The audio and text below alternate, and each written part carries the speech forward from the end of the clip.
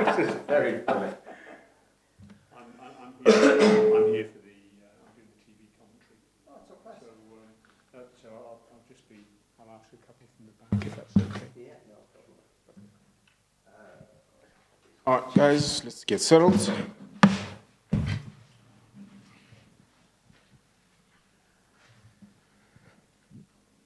You ready? Good. Good afternoon, guys and lady. We have the Sri Lankan head coach, Chris Silverwood, a man who's not new to Zimbabwean conditions. He's ready to take your questions. Coach, first of all, obviously you played the warm-up game here on Tuesday, and it was a funny one, wasn't it? Because in the morning, the 9 o'clock start, it did a bit, and then in the afternoon, it turned quite a lot. So how conscious are you of having to make that balancing act between thinking, oh, we'll bat first, try and get runs on the board because it's difficult to chase, but on the other hand, thinking, well, if we do bat first, it's going to be very difficult for that first hour? Yeah, we are very conscious of that, and it's something that was obviously very relevant in both warm-up games here. We saw that when we bowled first, it nipped around, and our seamers were very effective, and I think we saw that in the second warm-up game, obviously, which we weren't involved in. But it's something you have to consider. It's something you have to think about when you're looking at your own strengths in your team, and which way we go is obviously still got to be decided. But we've got to decide, what will suit us the best and how will we best get the conditions to suit our players. What about the pitch for tomorrow's match? Obviously, the warm-up games were taking place on the edge of the square. Does the pitch for tomorrow's match differ a great deal from the pitches for the warm-up games? The pitch looks good as it is now. Just had a brief look at it. And yesterday it looked very good. But I should imagine the conditions will remain the same. I should still imagine it will do a little bit early morning, and then potentially take turn in the afternoon as well. So I don't think much will change there. As I say, it's just weighing up the options and making sure that we sort of give our players the best chance of performing on that wicket on that day. What about the UAE? You obviously played them in the T20 World Cup in October.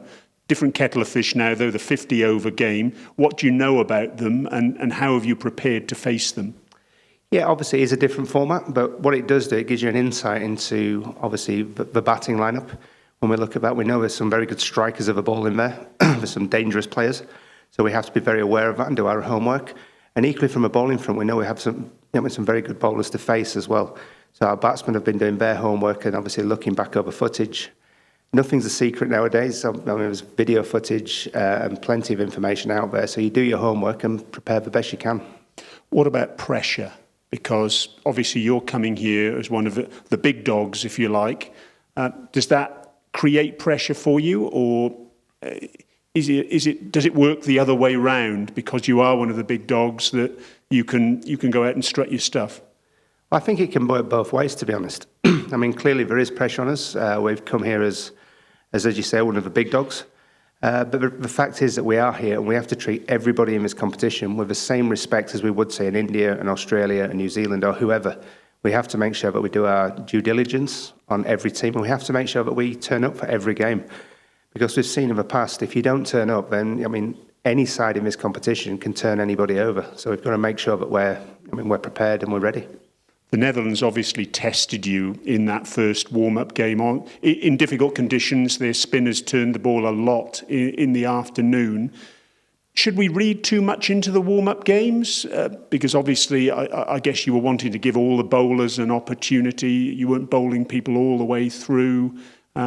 What should we read into those warm-up games, and particularly the game you played here last Tuesday?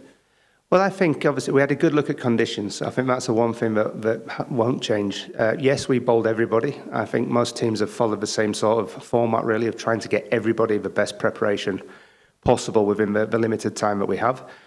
But at the same time, it's I've forgotten what you've asked now. Well, just how much should we read into the warm-up game? Yeah. Given that, as you say, you bowled everyone, you gave everyone a chance, but still, it was a tight game in the end here, wasn't it? It was. Sort of a learning curve for us out of that first game was, especially batting second, was having a good look at how the wicket played from a spin point of view and how we should tackle the spinners. Obviously, when we come across them in the next game, because obviously UAE have some good spinners in there. And is everyone fit?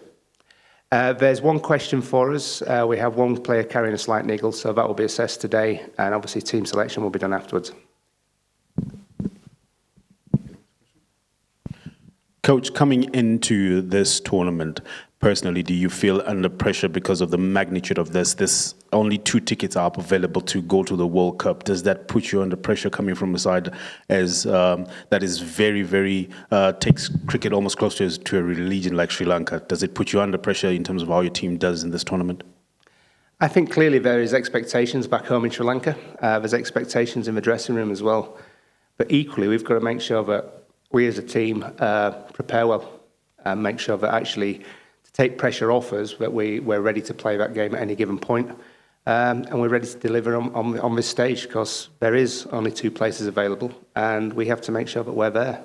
Right. But there's other teams saying the same thing as well.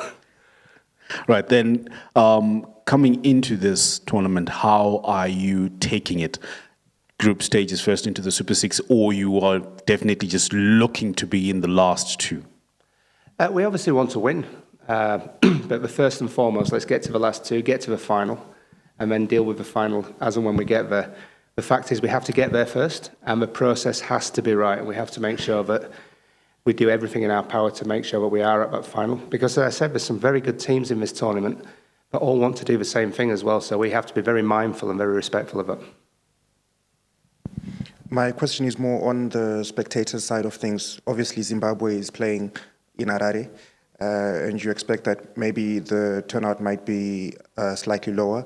What would you say to the local spectators about the importance of coming to the game and also what you have for them in terms of the beauty of the game? Yeah, I think that spectators should come, they should watch. They're going to see some very good sides going at each other, playing some super cricket. So if they're lovers of the game, then there's plenty for them to watch here. And I know that the Zimbabwean public do love their cricket, having spent time here before. So I think there'll be a lot of enjoyment down here for them. But clearly, obviously, with the home team playing in Harare, you should imagine the attendance will be bigger there.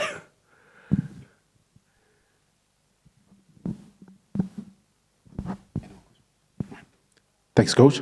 Pleasure, no problem. Pleasure. Thank you.